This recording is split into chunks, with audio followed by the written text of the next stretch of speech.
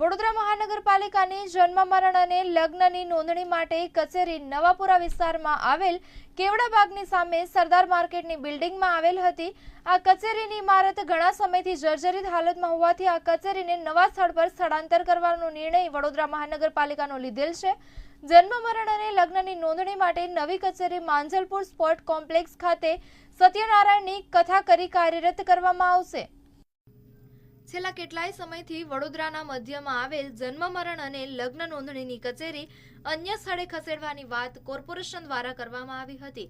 આખરે નિર્ણય લેવામાં આવ્યો અને આજથી માંજલપુર સ્પોર્ટ્સ કોમ્પ્લેક્સ ખાતે કાર્યરત કરવામાં આવે।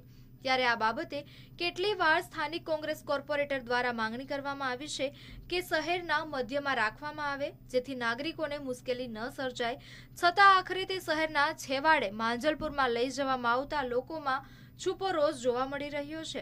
આ અંગે વડોદરા મહાનગરપાલિકાના ડેપ્યુટી કમિશનર હસમુખભાઈ પ્રજાપતિએ માહિતી આપી હતી। જન્મ મરણની કચેરી જે કેવડાબાગ નવાપુરા ખાતે આવેલી હતી, મકાન જર્જરિત થયેલ હતું, એટલે એને તાકીદે એમાં જે સ્ટાફ છે ખસેડવો જરૂર હતો। એ અનુસંધાને જે તમામ કચેરી છે માંજલપુર સ્પોર્ટ્સ કોમ્પ્લેક્સ ખાતે જે દુકાનો આવેલી છે ત્યાં ખસેડવામાં આવેલો છે। સર, ત્યાં આવવા જવા માટે બસની કોઈ વ્યવસ્થા વિચારવામાં આવે કોઈ, કારણ કે નાગરિકોને સિટીમાંથી દૂર સુધી જવું પડશે। હવે જો નાગરિકોને જો અગવડ હશે તો એના માટે પૂરતી વિચારણા કરવામાં આવશે। જે છેલ્લા કેટલાક રોજના જે 300-350 જેટલા અરજદારો આવતા હોય એટલે કઈ રીતે ત્યાં વ્યવસ્થા ગોઠવવામાં આવી છે, ખાસ કરીને સ્ટાફ માટે? જન્મ મરણની કચેરીમાં આપણે કોર્પોરેશન દ્વારા 100 વર્ષથી જૂનું રેકોર્ડ નિભાવવામાં આવી રહેલ છે। રોજબરોજની નાગરિકોની જરૂરિયાત આ દાખલાની રહેતી હોય છે।